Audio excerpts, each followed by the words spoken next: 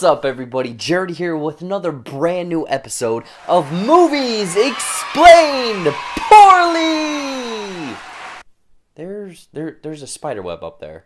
Anyways, after the first one, I got tons of positive tweets, messages, comments, like people were loving it. So I thought I'd do another episode where I take some movies, try to explain them, and then find out what they're actually about. As a reminder, all of these movies in this hat I haven't seen, so let's get into it with number one.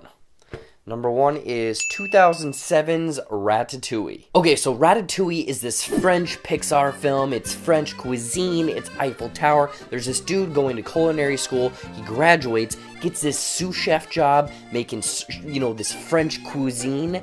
But his sous chef or co-chef is like this gremlin-looking old dude. Anyways, this gremlin-looking old dude just serves this boring French cuisine. A food critic shows up, gives them a really, really bad rating. Side note, I think that there's probably a scene or two where someone's riding a bicycle with a baguette in their basket. Anyways, getting back to the kitchen, then a rat shows up, and this rat has a really good taste for French cuisine. Teams up with the culinary chef, goes under his hat, uses his hair as like a robot, makes this delicious ratatouille.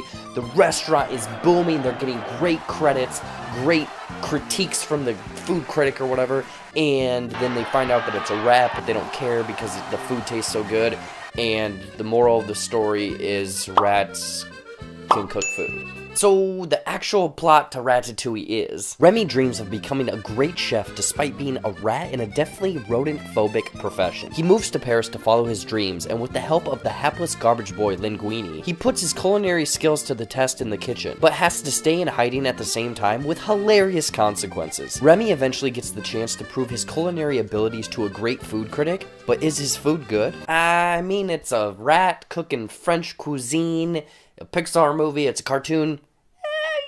It's kind of close. I'm pretty sure there's that baguette scene in there somewhere. Coming up next is 2014's Whiplash. Alright, so Whiplash is one of those Oscar bait, award-worthy movies that I didn't get to see. Anyways, I'm pretty sure Miles Teller is the lead in this movie. He's this gifted drummer. He really loves to beat it.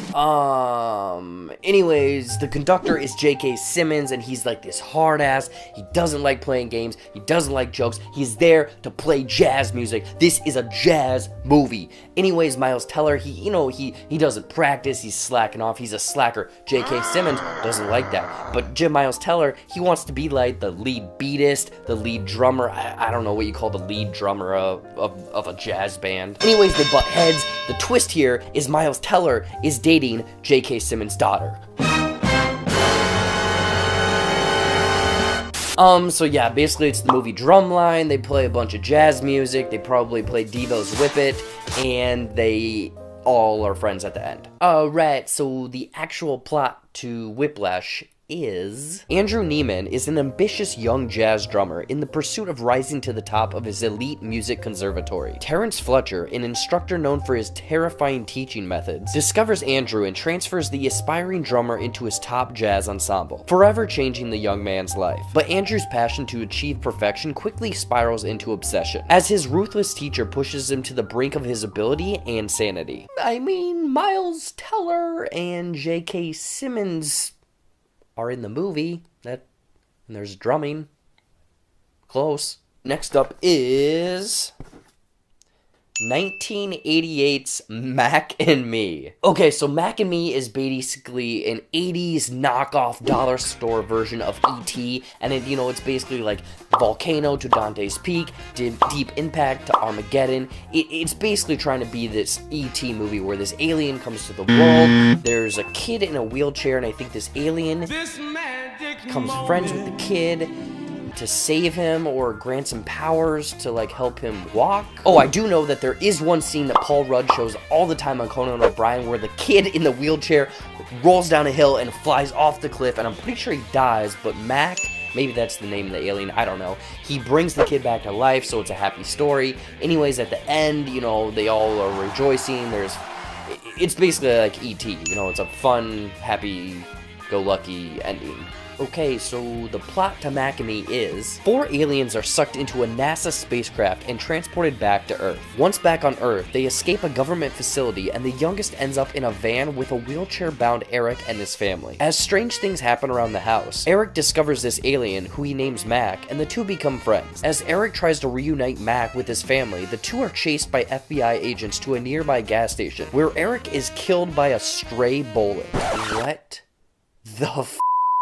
Mac and his family use their powers to save Eric and are granted American citizenship. Holy they shot...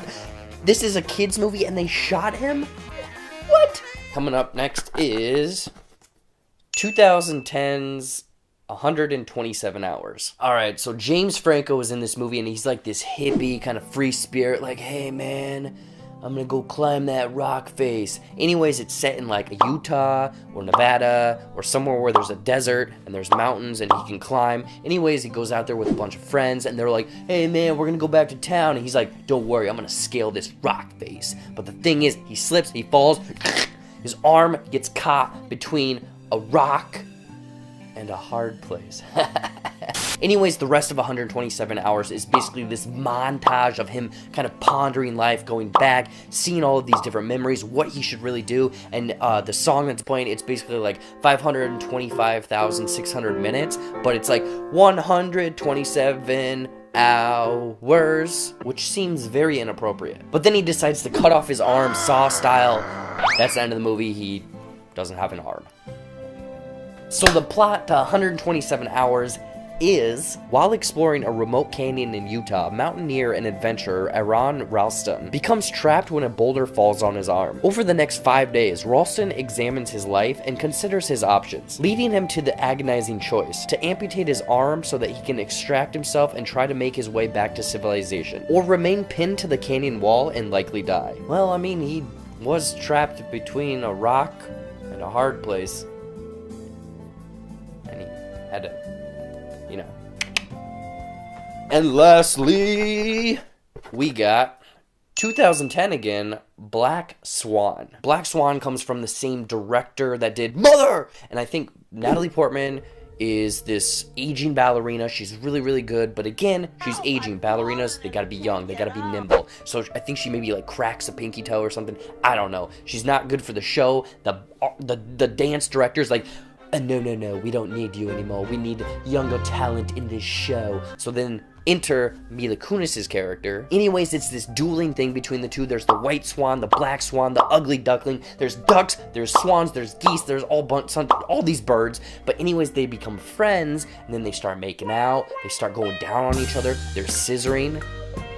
I mean, that's what I've heard. Anyways, Natalie Portman's character basically takes on this bird persona, this black swan. She basically turns into a bird. Yeah, it's fucking weird. And finally, she achieves her final form, the Black Swan, making this a prequel, an origin story of the Animorphs, which is a franchise that they're still working on. Okay, I'm probably way off on this one, but the actual plot to Black Swan is, Nina is a ballerina whose passion for the dance rules every facet of her life. When the company's artistic director decides to replace his prima ballerina for the opening production of Swan Lake, Nina is his first choice. However, she has competition in newcomer Lily. While Nina is perfect for the role of the White Swan, Lily personifies the Black Swan. As rivalry between the two dancers transforms into a twisted friendship, Nina's dark side begins to emerge. I mean, the two different characters kind of fighting for the spotlight.